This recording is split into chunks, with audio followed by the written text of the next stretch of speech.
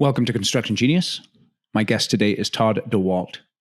He is the founder of Construction Leading Edge. He has 25 years of experience in the construction industry. He understands the challenges leaders face. From managing $300 million worth of projects to owning his own business, he knows what it's like to deal with operational chaos. And through his failures and successes, Todd has learned what it takes to run an effective organization and maintain personal freedom.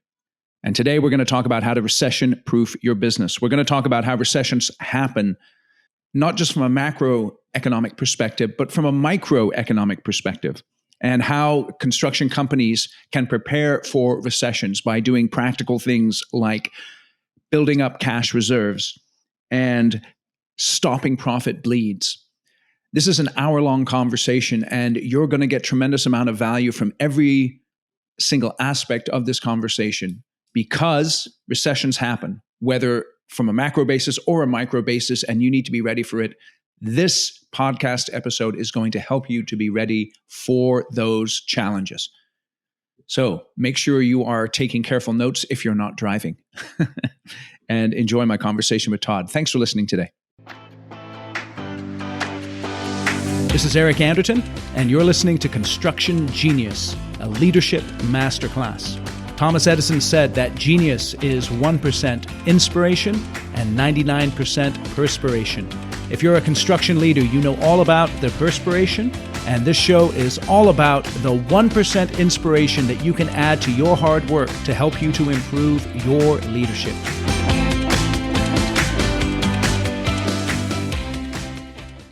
Todd, welcome to Construction Genius. Thanks, Eric. Thanks for having me. It's my pleasure to have you on the show. I've just got to let my audience know that you're one of my inspirations for starting my podcast. And when I started it, I looked at yours and I'm like, man, I kind of want to be like Todd when I grow up. Well, I appreciate so that. It's a privilege to have you here. I appreciate that. We're recording this at the end of 2022. It sounds like people have been trying to talk us into a recession for a while. We kind of been teetering. It's been teetering. But, we know recessions come. The last one, really serious one, was in 2008. But what I'd like to do is just really talk about strategies that contractors can put in place to ride through recessions successfully. So what have you seen successful contractors do during recessions to thrive? Great question. But before we jump into a recession, let's talk about what a recession, or before we jump into what to do when a recession hits and how to thrive, let's talk about what a recession is, because there's the economist definition, which is 2 quarters of declining GDP or whatever it is. And yeah, there's lots of talk about we are in a recession, we're headed to a recession. Is it going to be a soft landing? Is it going to be a hard landing, et cetera?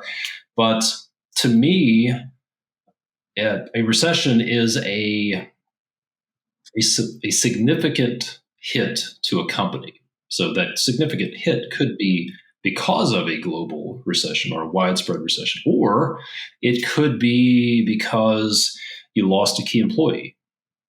A business could be thrown into a recession when it gets hit with a lawsuit, or when the owner gets sick or passes away, or maybe on a smaller scale, when you have a large contract cancel that you planned on putting a lot of resources into over the next 6 months or a year, or you lose a key client. So there are a lot of different definitions for a recession. So the key is there may be some people who think, all right, you know what, we're never going to have another 2008 again. And I hope you're right. Personally, I don't think we're in another 2008. I don't think we're headed for that. Things are very different. But the reality is, it's not a matter of if you'll have a recession, if we're talking about a recession being some sort of significant hit to a company. It's not a matter of if, it's a matter of when. So it's going to happen. You're going to lose a contract. You're going to lose a customer, or a key employee is going to leave. Something's going to happen to the owner. It's very likely to happen. So we need to understand we need to be ready for that. We need to have recession-proof businesses. It's really the business owner's job to war game for this stuff, right? That's what the military does. They train constantly to be ready when this stuff happens. They don't, unfortunately, our military doesn't start getting ready when things go sideways. Yeah.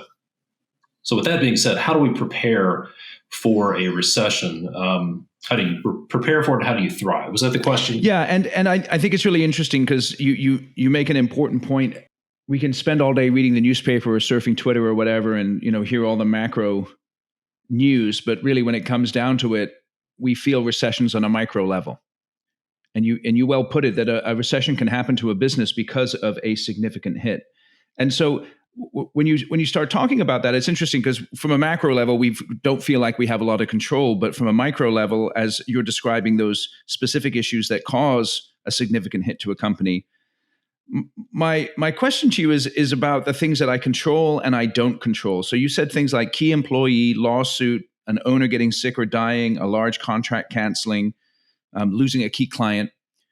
Which of those there, or any others that you're thinking about, which are the ones that contractors have the most control over that they most often neglect and therefore get nailed by that significant event? Which one do they most often neglect? And they have the most control over? I would say the one they have the most control over is when a large contract cancels or gets delayed. Because we don't have a lot of control over when someone gets sick or key employees. They probably do have some control over key employees leaving. But what I found is that a lot of people are hooked on hopium when it comes to their contracts, like this drug, hopium. They're hoping that this contract's going to go forward. Everything's moving. And the reason they're so hopeful is because they need it to happen so desperately. We don't have anything else going on. We have all these people that are going to be sitting on the sidelines. So we hope it's going to happen. And we ignore the red flags. And then we're left, we get the email or get the phone call. Hey, this project, it's not going to happen. It's canceled. And there are a lot of things we could have done. Like one of the best strategies is to have a full pipeline of work. But in any circumstance, one of the best strategies is to set a go, no-go date on a project, whether it's a big project or a small project. When we get into trouble is when we find out the project has canceled or is delayed, and we find it out too late to do anything about it. So we find out 2 weeks before we're supposed to mobilize that the project has been delayed or canceled. Well, then it throws everything into chaos. We need to set a go, no-go date for that project that says 90 days, 6 months prior to the start of work, we need to have these things in place so that you have time to recover and pivot, go in a different direction, go after something else when you have time to respond. I see what you're saying. So setting that no-go date is key. And I've seen it so many times. I've done it personally because we need it so bad. We don't want to face the reality that, hey, this thing may not happen and we're going to have to deal with the consequences. Okay, so this is that go, no-go date. Is that prior to any contracts being signed and things like that, where you have it on your radar? You might have in some form of a backlog, but you haven't made contractual agreements. Is that what you're referring to? Yeah. Typically what happens is there's talk about a project. Yep. Hey, we're moving forward. It's in the pipeline. Maybe we have a pre-construction agreement. Maybe they're advancing the design and we're involved in the design process. The contract hasn't been signed yet, and we're hopeful that it's going to happen, that it's going to convert into a contract. So we just hope and that it happens, and we go past these checkpoints and ignore these red flags and delays on the front ends of projects. And we just hope it's going to happen. So the key is to say, at the beginning, to set out, these are the points at which we need to make decisions. If we don't have a signed contract by this date, then we're going to stop. This is as far as we're going to go on this project until we set up these if-then statements, basically. If we don't have a contract at this point, we will pull the plug. If we do, we will continue. If we get to this point and maybe we have a signed contract, but we don't have a notice to proceed, or we have a signed contract, but they haven't issued for construction documents or something like that, or they haven't issued their furniture design or something. Yep. But there are these if-then statements, the things that are outside of our control. If we continue to discharge forward, hoping that things will resolve themselves, I've seen it so many times, contractors just get left holding the bag and left in the lurch and basically in a mini recession with this giant hole in their schedule that they have to somehow fill up. That's interesting, because I think what happens then often is let's say I have this ideal job with an ideal client that I thought was going to go and it doesn't go, and I am left with that hole in my schedule. Then I start taking on jobs that really I shouldn't be doing just to keep my guys busy, and that sort of compounds the effect of not being disciplined in terms of how I addressed the first job. Precisely, and we end up in reactive mode, scrambling, trying to take whatever we can get. Yep. If in that situation right now, you could probably look upstream and look back in the past, and you very likely ignored some red flags. That because you were hopeful, you hoped things would get better. So let's pivot a little bit and talk about that key employee, because it's funny, I was chatting with someone a couple of days ago and they were telling me about how their employees keep leaving. They have like a core group of guys, but they can't grow the business because they bring on 3 and 3 leave. And I said, well, there's an old saying that people don't quit their jobs, they quit their managers. So are people quitting you? And he didn't think so. We're going to explore that a little bit more. But in terms of key employees, what are the main reasons, other than, sort of I'm leaving town kind of thing, that people are quitting and going to another company and I'm losing that key employee? I think there's a lot of truth to that statement. People, they don't leave companies, they leave managers, they leave bosses, they leave owners. That has certainly been the case in my career. In many cases, I've left good teams and meaningful work because of the business owner or the manager.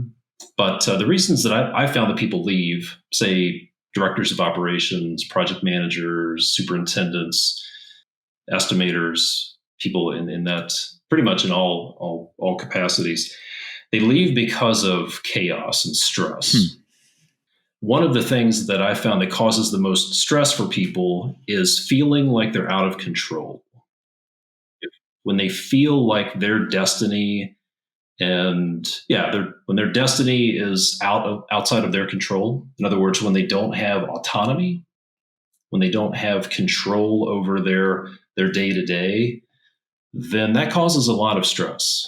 And people tend to leave in those situations. So I read an interesting study a few years ago.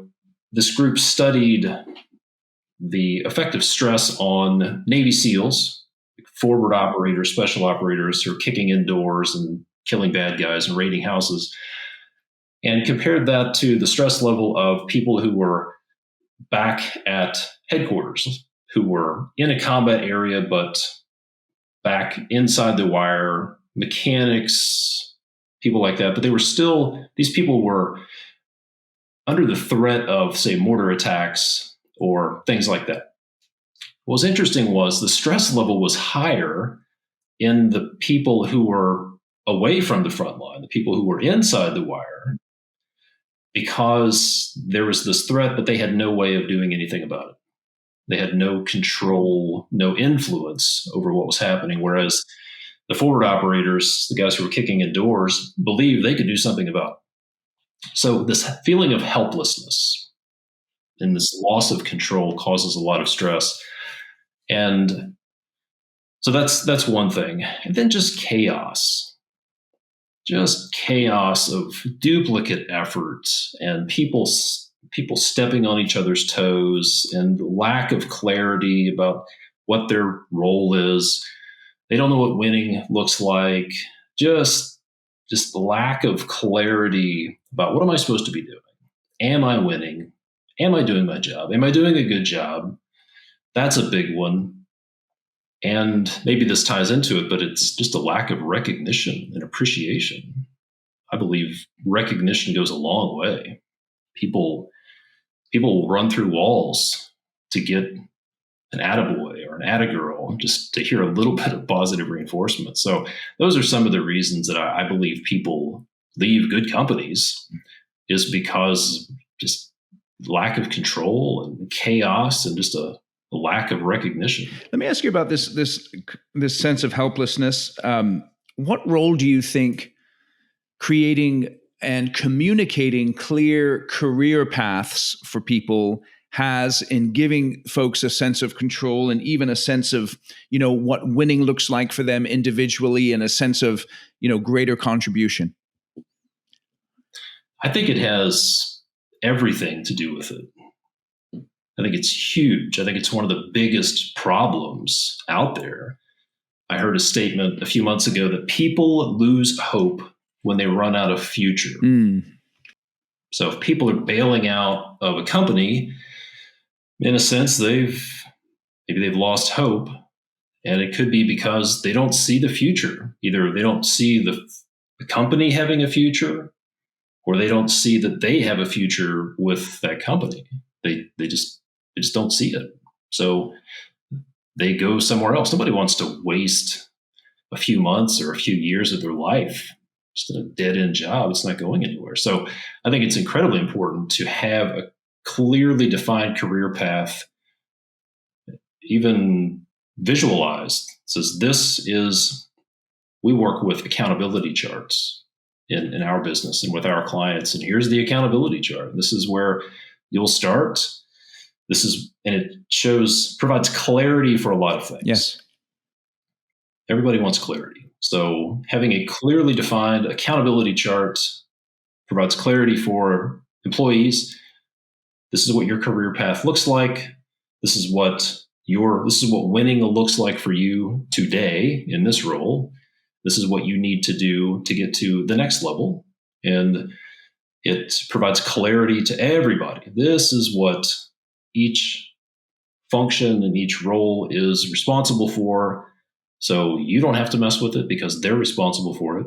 It also means you can push things back on people they're trying to get you to do their job. It just provides these clearly defined lanes and just eliminates so much confusion and provides a lot of clarity. Sometimes I think owners are reluctant to communicate clear career paths because they fear that by doing so, they overpromise to people. Or, this person hasn't earned anything yet, so I don't want to, put in their heads that they could potentially, get to a deeper point in my company. Is that a fear you often run across with owners? Yeah. There are a lot of fears like that. That's a really good one. It's completely illogical if you think about it, right? Like, let's just expose that fear, which is, I'm afraid if I tell people, if I clearly outline what my expectations are, and this is what winning looks like, I'm afraid of what will happen if they win. That's completely irrational, right? Because if you're a business owner, if you lay out these expectations the right way, and if they win, that means you're winning. Everybody's winning.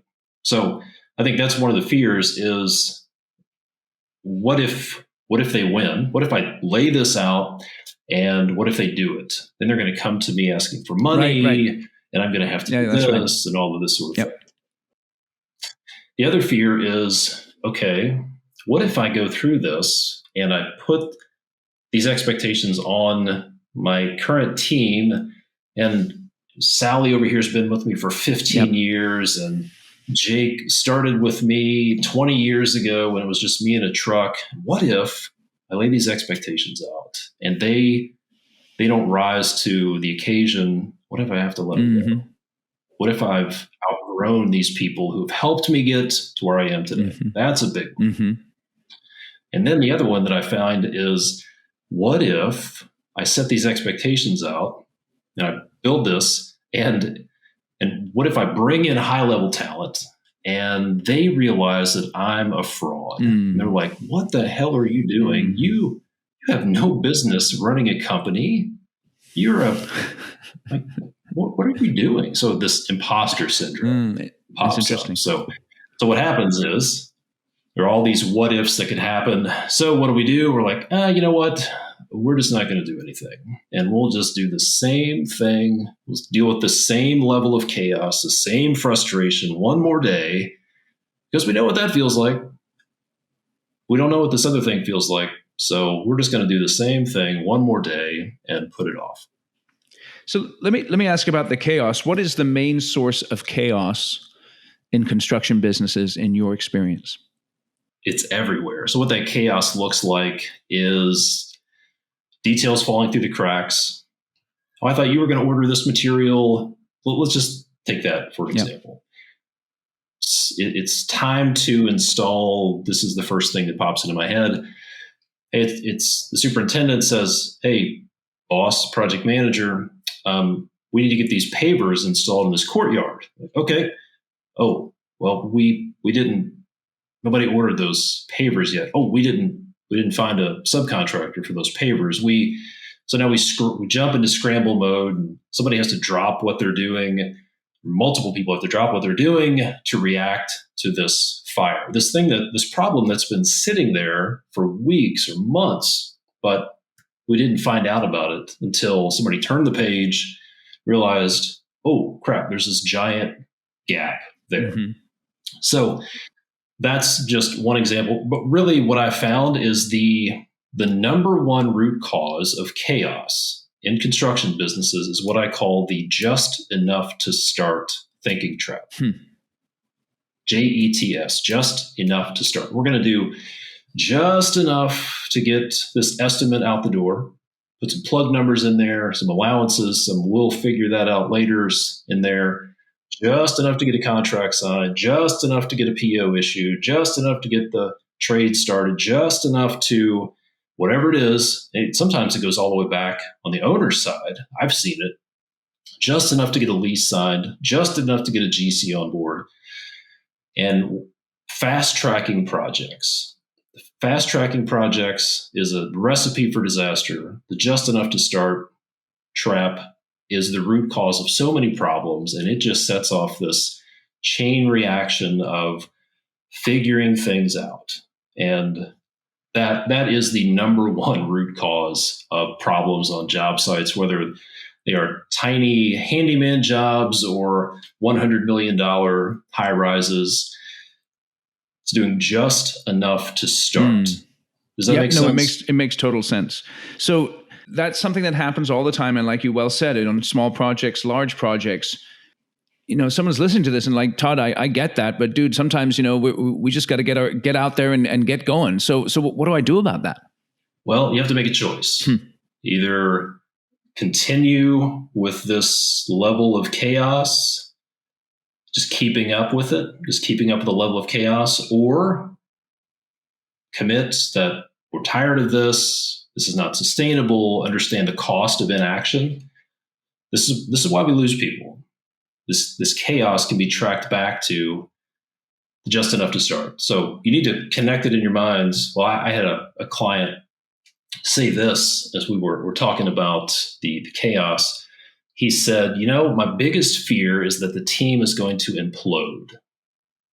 And he brought up a really interesting point. He said, my employees may be able to put up with it, but I am scared to death that their wife is going to say, that's enough.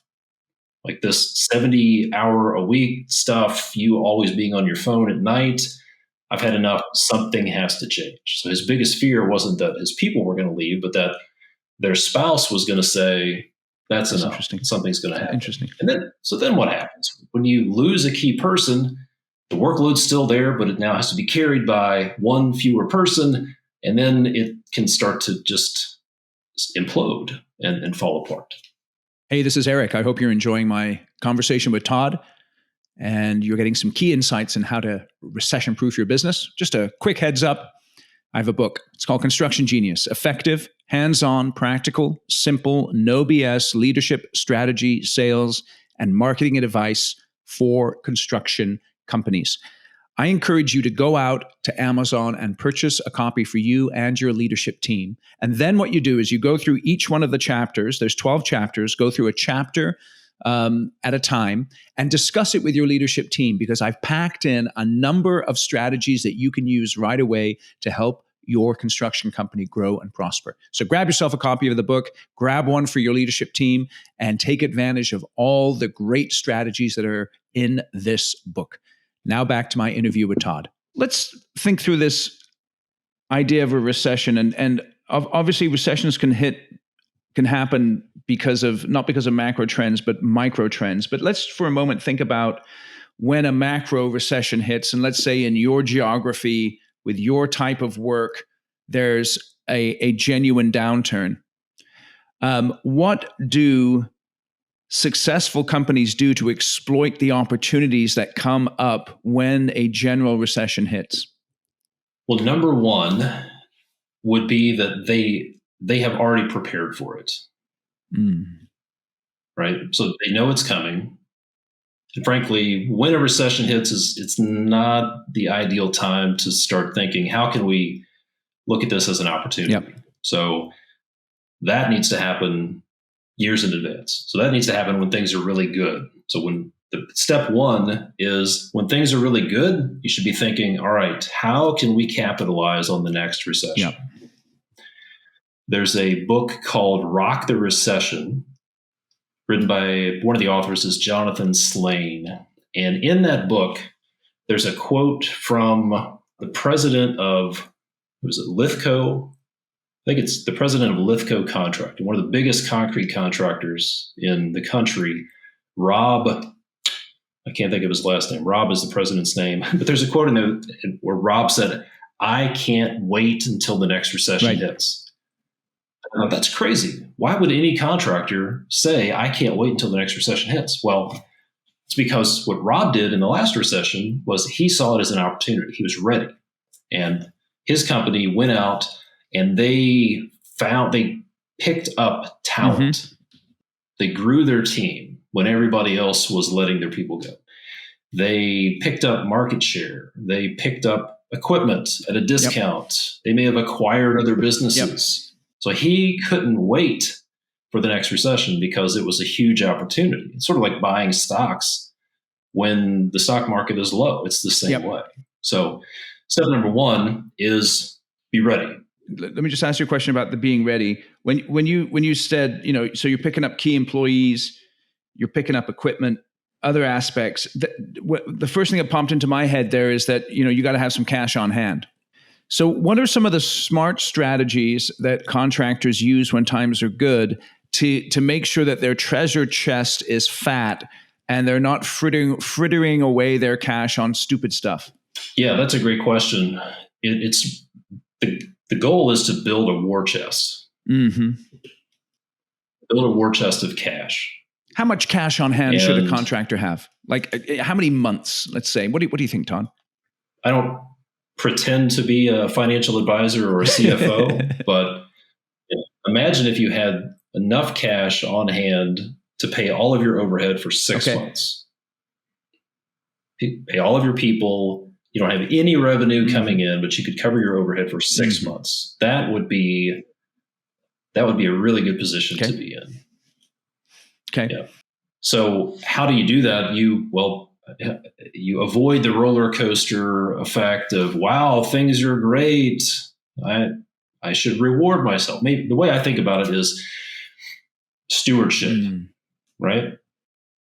It really is a stewardship mindset that, and the way I think about it is money. You need to think about money as a resource and not a reward, right? Money as a resource, not a reward. If you think about money as a reward, what happens?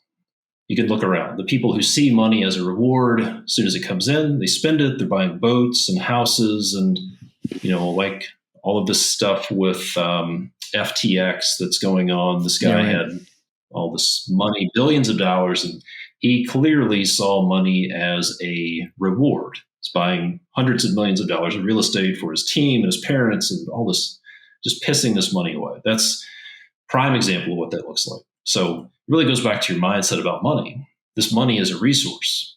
The cash you have is a resource to help you do something else. So I think it all starts with that mindset, knowing that, hey, hard times are coming. Money is a resource. We need to store up the resources to be ready.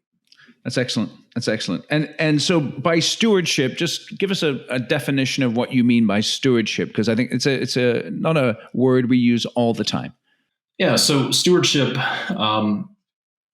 the way I see it personally, like I'm a Christian guy. So the way I see it is, this is like, my business is not my business. I am the steward of my business.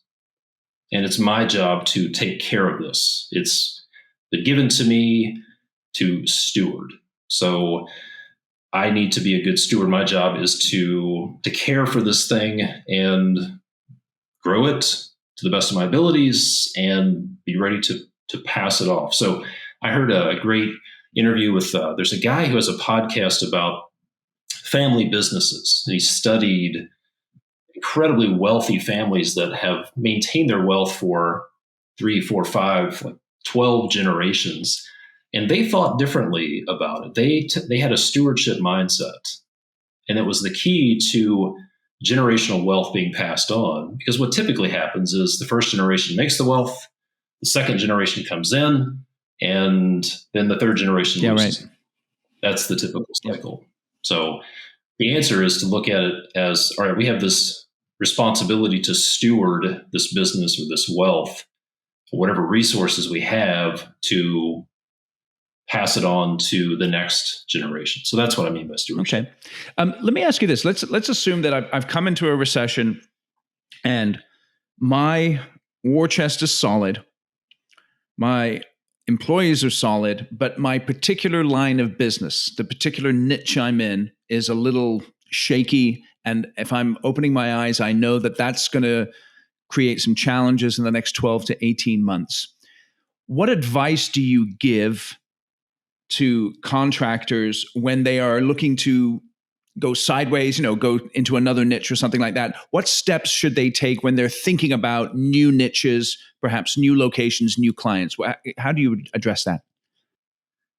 Yes, that's a great question. So there was a study done by the Harvard School of Business and several other universities. They studied companies that came out of the last recession and how they did. So one of the findings was, if you're in a recession, the tendency is to go in different directions. But one of their findings was the companies who did that did not fare well. So during a recession is the time to focus on core competencies. Do more of what's working. This is maybe a little counterintuitive, but it's not the time to go use your powder to try to make other stuff happen. It's time to double down on core competencies. Do more of what's been working for you. I get the logic there, but what if my core competency is building, doing TIs for commercial in commercial spaces, and in the Bay Area, and Facebook and all the tech companies are now doing hybrid work, and that TI work has just gone away. What do I do then? Yeah, that is a tough one. I think my advice would be to put on your business development hat. And there are two approaches to business development. There's what I call the guy with a hammer approach. And the guy with a hammer approach says, hey, we do this type of work, and I'm going to go try to find that work. So imagine this guy walking around with a hammer, looking for nails, looking for specific nails. Yep. And he can't see anything else. He's just looking for nails to drive, right? The other approach that works better, especially when you run out of nails to drive, let's say that commercial TI contractor who worked with tech companies and that suddenly goes away, would be to open up the toolbox and say, hey, we have a team of people who can solve problems. Let's go find some other problems to solve. Let's go find customers we like to work with. Let's go find some problems that exist that we can solve and can be profitable. So that could be a variety of different things. Yeah, it's interesting because I'm thinking I might have guys and gals on my team who've been working on a particular type of project. That project goes away, but in their history, they've had success in other niches. And so by focusing on core competencies, I'm thinking about the core competencies that my people have that perhaps they haven't been focused on. And then I can open up that toolbox and utilize those tools that have been dormant just because there hasn't been a need for a while. Is that something that makes sense? Yeah, yeah. And so what that could be is it's very possible that your market has declined, but there's demand elsewhere. Right. So, say multifamily housing, it could be a big opportunity. Maybe you have an estimator and a pre-construction coordinator sitting on the sidelines twiddling their thumbs. Well, there's very likely, I know a company right now who's planning on staffing up and hiring 10 or 15 people. You may be able to outsource your people on a contract basis to help solve their problem, keep your people busy, and not lose them in the process. So one of the things we learned during COVID is people can work from just about anywhere. So it's very possible that you could go find a demand somewhere else in your exact or very similar industry and keep your people busy that way.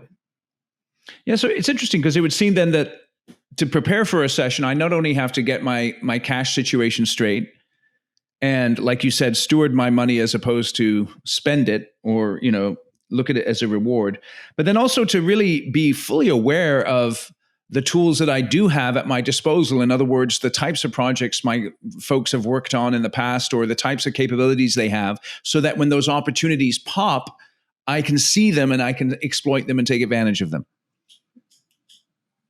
Yeah, absolutely. And one of the other, I mentioned that study that studied companies that came out of the recession. One of their findings was one of the best things you can do to prepare for a recession, to recession-proof your business, if you will, is to focus on your organizational structure. Focus on your team. So clarifying roles and responsibilities, like we talked about, but also cross-training your team. And to your point, really understanding your team's capabilities. What capabilities do you have? It would be good to know that up front to be more resilient and be more flexible and agile is probably a good term for that. So it's a lot of the resilience of your business will come from your people.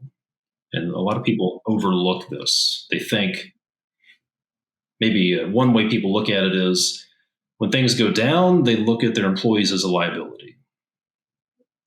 And the reality is their people are their biggest asset at all times, but especially during a downturn. And they really need to tap into that asset of their people to make it through. One of the challenges I know a lot of contractors have is actually letting go of people, and they tend to keep people much longer than they should, even when times are good. When times are bad, it's one of the things I'm always encouraging my guys to do is like, okay, so you don't have as much work on the books, but that means you have an opportunity to look at your roster and maybe move some of those C players along. And yet people still struggle with that and allow these folks to sit on their overhead. So what advice or how do you help contractors work through that challenge of letting people go in a recession when perhaps you might feel a little bit of guilt because this person may not be able to find another job somewhere else? Yeah, that's a big one. That's a fear that prevents a lot of people from hiring in the first place, especially people who went through 2008. If you've ever had to sit across the table from somebody and say, look, I know you quit a job to come to work for me. Maybe you moved. Maybe you came here and bought a house, uprooted your family to come work here. And now I'm having to tell you, got to let you go. That's tough. That's something people want to avoid. How do you handle that? I think one of the best things to do is to take the emotion out of it, right? Take the fear and the emotion out of it. There are a couple of things you can do that come to mind. One would be to go ahead and create your playbook. The military has these, they don't call it playbooks, but if something happens, they have an SOP for it. They pull it off the shelf. This is the situation. Let's just grab the playbook off the shelf. This is what we're going to do. So now is the time to start preparing that playbook, the if-then statements. So if the bank account or revenue or something achieves this milestone, then we have to take action. And this is what we're going to do. Right. So you make those plans in advance. Right. Because in the moment is not the time to make those plans, because your judgment will be clouded by emotion and fear, all of these things. If you've never gone through financial crisis, good for you.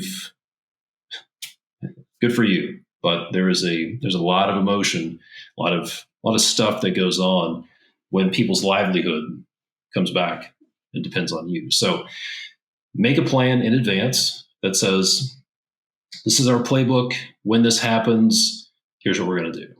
And then the other thing would be to preempt that situation and to come up with a plan that answers the question, what would it take to make this work? What would it take to keep the team intact?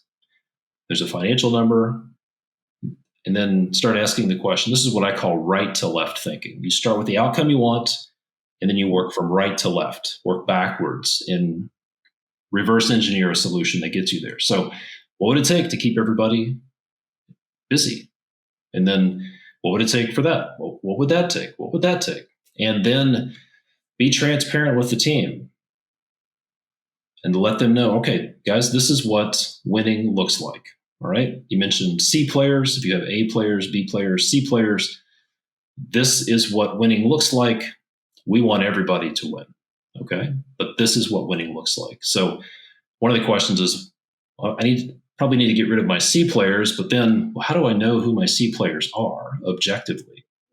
And if you don't have any measurables to measure their performance by, then it's sort of this subjective, emotional gut feeling, and you might cut the wrong person for the wrong reason. So having measurables and clearly identifying, what does winning look like for a superintendent? What does winning look like for a project manager? What does winning look like for your director of sales? And having clearly defined measurables so they'll know what winning looks like, and then you'll have a measuring stick to compare their performance against to know, all right, do we have an A player? Do we have a B player? Do we have a C player? Who's not pulling their weight here? That's very interesting. I really like that idea of the if-then statement, so that when an event triggers in my business, I know what to do, not based on my emotion, but based on prior thought. I think it's also interesting that the first instinct of a lot of contractors is to cut people and cut overhead during the recession. But our most valuable resource, like you said earlier, is our people. So sometimes we really do need to get creative so that my A and B players stick around while I may be moving my C players on down the road. Yeah. The key really is to have a plan and then have some data to make decisions based on. Make decisions based on data, and don't make short-term decisions, because if you cut somebody, you let go of a project manager, and that project manager can manage $5 million or $10 million of work for you. It's going to be tough to get them back. So really the best answer, and this is kind of it's late advice, good advice, too late. The best answer is prepare. And so perhaps the best advice would be, hey, it's going to happen again. It is going to happen again. So as soon as you get through this, commit to yourself that you're going to make a plan and you're going to get yourself in a position where you can look at the next recession as a good thing. And you know it's coming. Okay, so then let's summarize then, Todd. perhaps I've been not quite as diligent in building up my cash reserves. Perhaps I do have that. I've been smoking the hopium, and I'm seeing my backlog start to dwindle, and there's all these red flag warnings. Give us 2 or 3 action items that we can take right away to become a little more confident, to begin to recession-proof my business. 2 things. Number 1 would be to attack profit bleeds in your business, right? So you have work under contract, you have it in backlog. So your job at the most basic level is to convert that backlog into revenue, into profit, really. Convert backlog into profit. So look at the profit bleeds. Some of the most common profit bleeds are rework. If you have hourly employees, lost productivity is a killer, absolutely killer. So look at your productivity and ask, really specifically, ask what can we do to eliminate 15 minutes of wasted time a day? Okay. So go to your team and ask them. That's why 15 minutes? Tell me why 15 minutes? Well, it's a more useful question than a question like, hey, why aren't you guys more productive? Or what's it going to take for you to be more productive? That's one that points the finger at them. 2, it's really vague. But if you ask a question that starts with the words, what would it take? It gets them thinking solutions. And you might even ask, what can we do to help save you 15 minutes a day? Now, if you want to have an interesting exercise, get your team together and ask this question: what would it take to do fill in the blank in 1/10 of the time? Okay. If it normally takes 2 weeks to rough in a floor, for example, or to complete the metal stud framing for a floor, what would it take to get it done if it takes 2 weeks normally, what would it take to get it done in 1 day? And if people are going to say, oh, it's impossible, you can't do that. But once you get through all of that stuff, you'll probably come up with one idea that'll allow you to trim 10% of the time off. There you go. So you kind of make an extreme statement to kind of get their attention, and then say, let's just work through it, guys. They generate a list of ideas, and maybe 1 or 2 ideas really pop that can then give you an incremental improvement. Yeah, you will probably never get it down to 10%, but if you get it down to 90%, that's huge. If you cut the schedule time by 10%, that's good. So engage your team. Look at profit bleeds, identify the biggest profit bleeds. You may have some data to figure that out. You may not. If you're not sure where to start, look at lost productivity, do the things we just talked about. Look at rework or extra trips. I should probably say this one first, but if your revenue producing people are picking up materials, driving to the supply house, picking up materials, Home Depot, Lowe's, plumbing supply, etc. If your revenue producing people are picking up materials, stop that immediately. That is the number 1 profit bleed. It's not a profit bleed. It is a profit gusher, especially for smaller businesses. Yep. Yeah, no, that's good. And you'd be surprised how many larger businesses do that as well.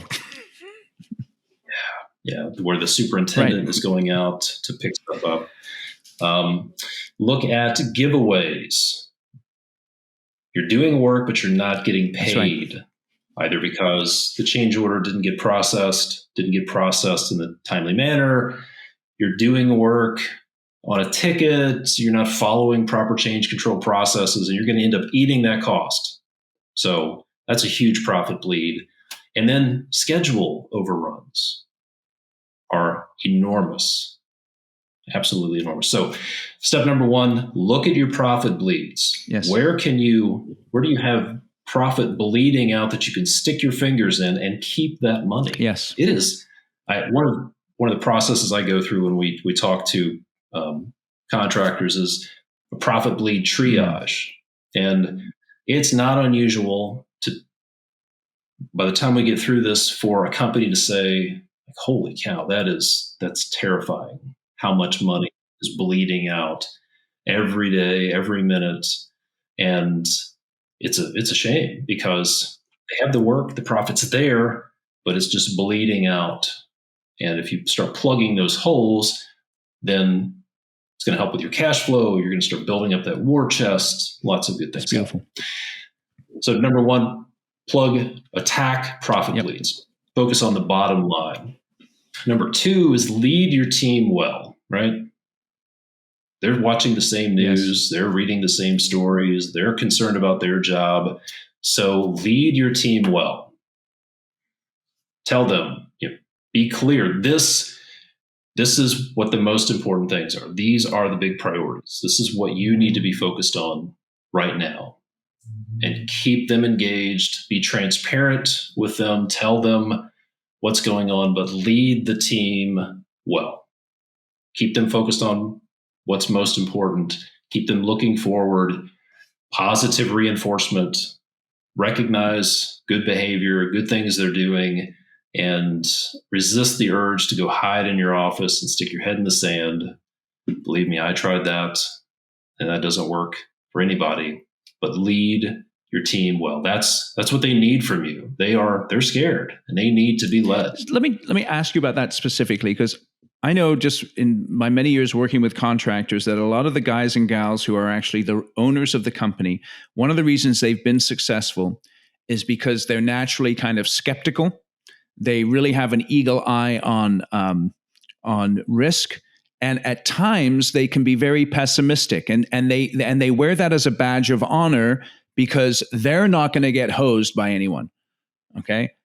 And when times are tough, it can be really challenging for a leader to project the necessary optimism that you are describing. So what can a leader do if they're naturally pessimistic to manage that so that they're projecting that necessary optimism in the midst of challenging times? Yeah, that's a great question. Ultimately, it's a choice. I think we have to understand that we get to choose how we respond to things, right? We get to choose. It's not what happens to you, it's the story you tell yourself about what it means. So controlling, probably the first step would be to get in control of what's going on in your head. The most successful CEOs and the people who navigate choppy waters of recession and lead companies through that, they are positive. I heard a study recently.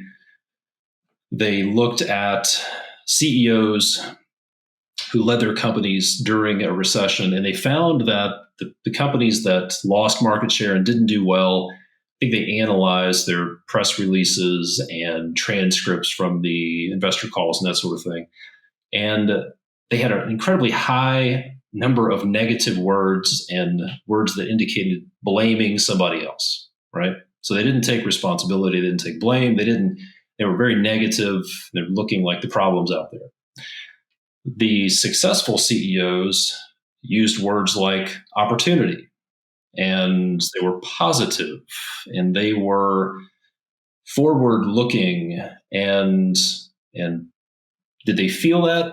I don't know. But as the leader, their job was to project that, to be intentional about the messages they wanted to put out there, and say to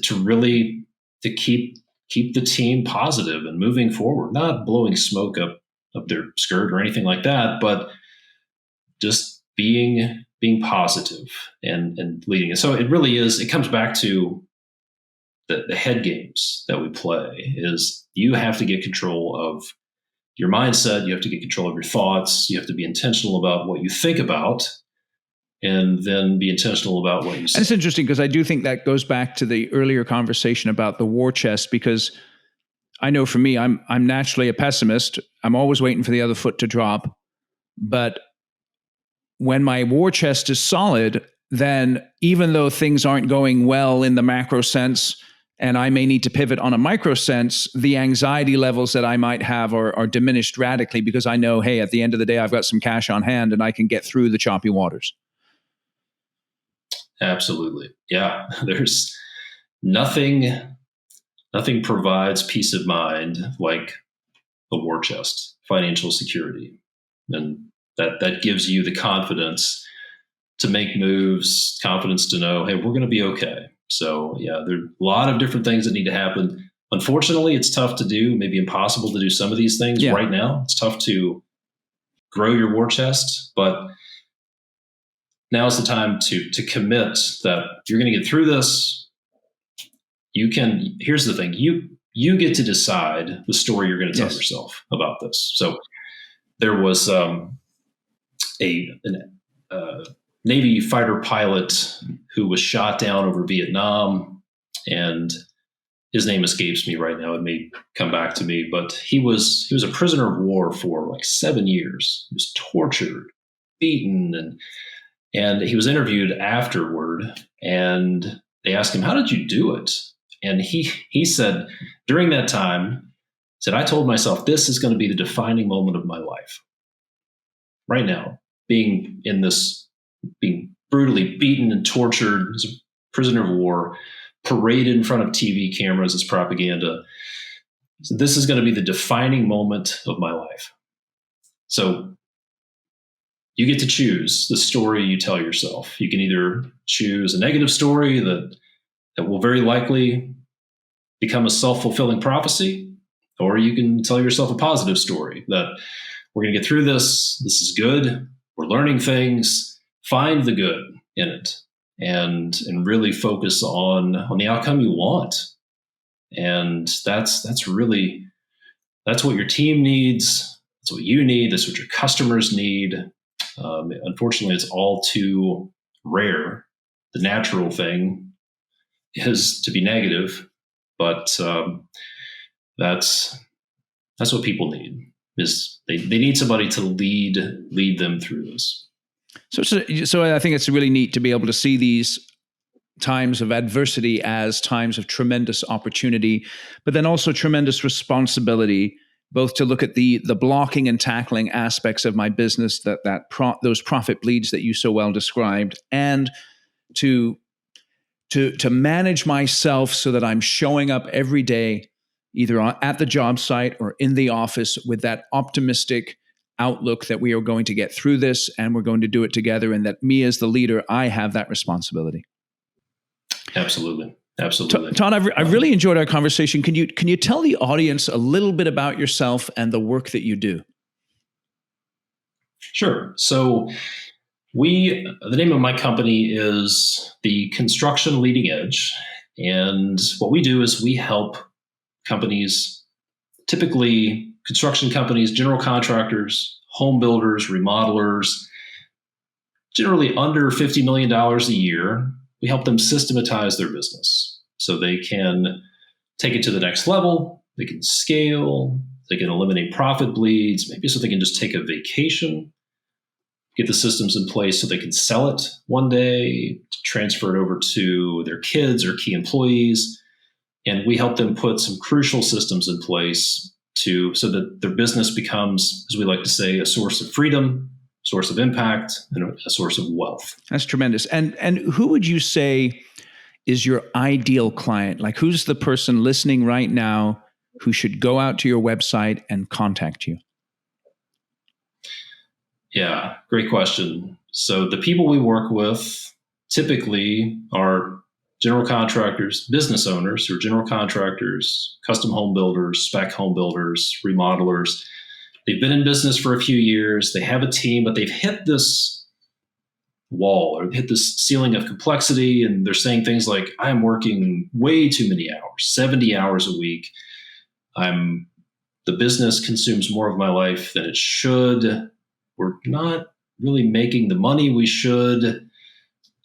I have to step in and deal with all these day-to-day details. I spend all of my time firefighting and being in reactive mode. Our team is stressed. something has to change. So if that's you, then the best thing I can do for you is say, go watch our free training. We have a webinar called How to Get Out of Your Business, How to Make It Run Without You.